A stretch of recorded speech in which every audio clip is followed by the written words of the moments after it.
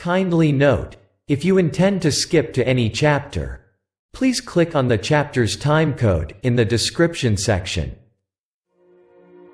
The Book of Ruth, Chapter 1. In the days when the judges ruled, there was a famine in the land. So a man from Bethlehem in Judah, together with his wife and 2 sons, went to live for a while in the country of Moab. The man's name was Elimelech. His wife's name was Naomi. And the names of his 2 sons were Mahlon and Chilion. They were Ephrathites from Bethlehem, Judah. And they went to Moab and lived there. Now Elimelech, Naomi's husband, died, and she was left with her 2 sons. They married Moabite women, one named Orpah and the other Ruth. After they had lived there about 10 years, both Mahlon and Chilion also died, and Naomi was left without her 2 sons and her husband. When Naomi heard in Moab that the Lord had come to the aid of his people by providing food for them, she and her daughters-in-law prepared to return home from there. With her 2 daughters-in-law she left the place where she had been living and set out on the road that would take them back to the land of Judah. Then Naomi said to her 2 daughters-in-law, "Go back, each of you, to your mother's home. May the Lord show you kindness, as you have shown kindness to your dead husband and to me. May the Lord grant that each of you will find rest in the home of another husband." Then she kissed them good-bye, and they wept aloud, and said to her, "We will go back with you to your people." But Naomi said, "Return home, my daughters. Why would you come with me? Am I going to have any more sons? Who could become your husbands? Return home, my daughters. I am too old to have another husband. Even if I thought there was still hope for me, even if I had a husband tonight and then gave birth to sons, would you wait until they grew up? Would you remain unmarried for them? No, my daughters, it is more bitter for me than for you, because the Lord's hand has turned against me." At this they wept aloud again. Then Orpah kissed her mother-in-law good-bye, but Ruth clung to her. "Look," said Naomi, "your sister-in-law is going back to her people and her gods. Go back with her." But Ruth replied, "Don't urge me to leave you or to turn back from you. Where you go, I will go, and where you stay, I will stay. Your people will be my people, and your God my God. Where you die, I will die, and there I will be buried. May the Lord deal with me, be it ever so severely, if even death separates you and me." When Naomi realized that Ruth was determined to go with her, she stopped urging her. So the 2 women went on until they came to Bethlehem. When they arrived in Bethlehem, the whole town was stirred because of them. And the women exclaimed, "Can this be Naomi?" "Don't call me Naomi," she told them. "Call me Mara, because the Almighty has made my life very bitter. I went away full, but the Lord has brought me back empty. Why call me Naomi? The Lord has afflicted me. The Almighty has brought misfortune upon me." So Naomi returned from Moab, accompanied by Ruth the Moabite, her daughter-in-law, arriving in Bethlehem as the barley harvest was beginning. Ruth 2. Now Naomi had a relative on her husband's side, a man of standing from the clan of Elimelech, whose name was Boaz. And Ruth the Moabite said to Naomi, "Let me go to the fields and pick up the leftover grain behind anyone in whose eyes I find favor." Naomi said to her, "Go ahead, my daughter." So she went out and entered a field and began to glean behind the harvesters. As it turned out, she was working in a field belonging to Boaz, who was from the clan of Elimelech. Just then Boaz arrived from Bethlehem and greeted the harvesters. "The Lord be with you." "The Lord bless you," they answered. Boaz asked the overseer of his harvesters, "Who does that young woman belong to?" The overseer replied, "She is the Moabite who came back from Moab with Naomi. She said, 'Please let me glean and gather among the sheaves behind the harvesters.' She came into the field and has remained here from morning till now, except for a short rest in the shelter." So Boaz said to Ruth, "My daughter, listen to me. Don't go and glean in another field, and don't go away from here. Stay here with the women who work for me. Watch the field where the men are harvesting and follow along after the women. I have told the men not to lay a hand on you, and whenever you are thirsty, go and get a drink from the water jars the men have filled." At this she bowed down with her face to the ground. She asked him, "Why have I found such favor in your eyes that you notice me, a foreigner?" Boaz replied, "I've been told all about what you have done for your mother-in-law since the death of your husband, how you left your father and mother and your homeland, and came to live with a people you did not know before. May the Lord repay you for what you have done. May you be richly rewarded by the Lord, the God of Israel, under whose wings you have come to take refuge." "May I continue to find favor in your eyes, my Lord," she said. "You have put me at ease by speaking kindly to your servant, though I do not have the standing of one of your servants." At mealtime Boaz said to her, "Come over here, have some bread and dip it in the wine vinegar." When she sat down with the harvesters, he offered her some roasted grain. She ate all she wanted and had some left over. As she got up to glean, Boaz gave orders to his men, "Let her gather among the sheaves and don't reprimand her. Even pull out some stalks for her from the bundles and leave them for her to pick up, and don't rebuke her."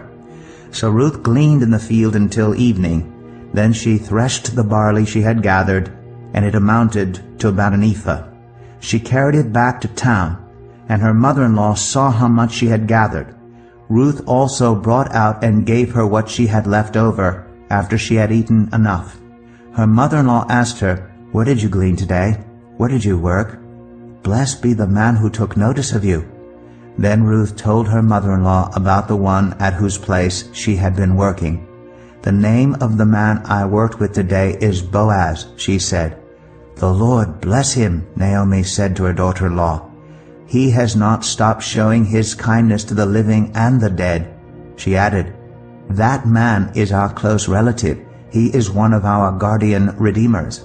Then Ruth the Moabite said, "He even said to me, 'Stay with my workers until they finish harvesting all my grain.'" Naomi said to Ruth her daughter-in-law, "It will be good for you, my daughter, to go with the women who work for him, because in someone else's field you might be harmed." So Ruth stayed close to the women of Boaz to glean until the barley and wheat harvests were finished, and she lived with her mother-in-law. Ruth 3. One day Ruth's mother-in-law Naomi said to her, "My daughter, I must find a home for you, where you will be well provided for. Now Boaz, with whose women you have worked, is a relative of ours. Tonight he will be winnowing barley on the threshing floor. Wash, put on perfume, and get dressed in your best clothes. Then go down to the threshing floor, but don't let him know you are there until he has finished eating and drinking. When he lies down, note the place where he is lying. Then go and uncover his feet and lie down. He will tell you what to do." "I will do whatever you say," Ruth answered. So she went down to the threshing floor and did everything her mother-in-law told her to do. When Boaz had finished eating and drinking and was in good spirits, he went over to lie down at the far end of the grain pile. Ruth approached quietly, uncovered his feet, and lay down. In the middle of the night something startled the man. He turned, and there was a woman lying at his feet.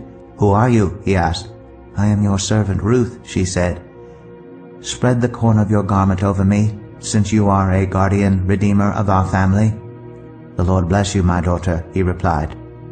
"This kindness is greater than that which you showed earlier. You have not run after the younger men, whether rich or poor. And now, my daughter, don't be afraid. I will do for you all you ask. All the people of my town know that you are a woman of noble character. Although it is true that I am a guardian redeemer of our family, there is another who is more closely related than I. Stay here for the night, and in the morning, if he wants to do his duty as your guardian redeemer, good, let him redeem you. But if he is not willing, as surely as the Lord lives, I will do it. Lie here until morning." So she lay at his feet until morning, but got up before anyone could be recognized. And he said, "No one must know that a woman came to the threshing floor." He also said, "Bring me the shawl you are wearing and hold it out." When she did so, he poured into it 6 measures of barley and placed the bundle on her. Then he went back to town. When Ruth came to her mother-in-law, Naomi asked, "How did it go, my daughter?" Then she told her everything Boaz had done for her, and added, "He gave me these 6 measures of barley, saying, 'Don't go back to your mother-in-law empty-handed.'" Then Naomi said, "Wait, my daughter, until you find out what happens, for the man will not rest until the matter is settled today." Ruth 4. Meanwhile, Boaz went up to the town gate and sat down there just as the guardian redeemer he had mentioned came along. Boaz said, "Come over here, my friend, and sit down." So he went over and sat down. Boaz took 10 of the elders of the town and said, "Sit here," and they did so. Then he said to the guardian redeemer, "Naomi, who has come back from Moab, is selling the piece of land that belonged to our relative Elimelech. I thought I should bring the matter to your attention and suggest that you buy it in the presence of these seated here and in the presence of the elders of my people. If you will redeem it, do so. But if you will not, tell me, so I will know. For no one has the right to do it except you, and I am next in line." "I will redeem it," he said. Then Boaz said, "On the day you buy the land from Naomi, you also acquire Ruth the Moabite, the dead man's widow, in order to maintain the name of the dead with his property." At this the guardian redeemer said, "Then I cannot redeem it because I might endanger my own estate. You redeem it yourself. I cannot do it."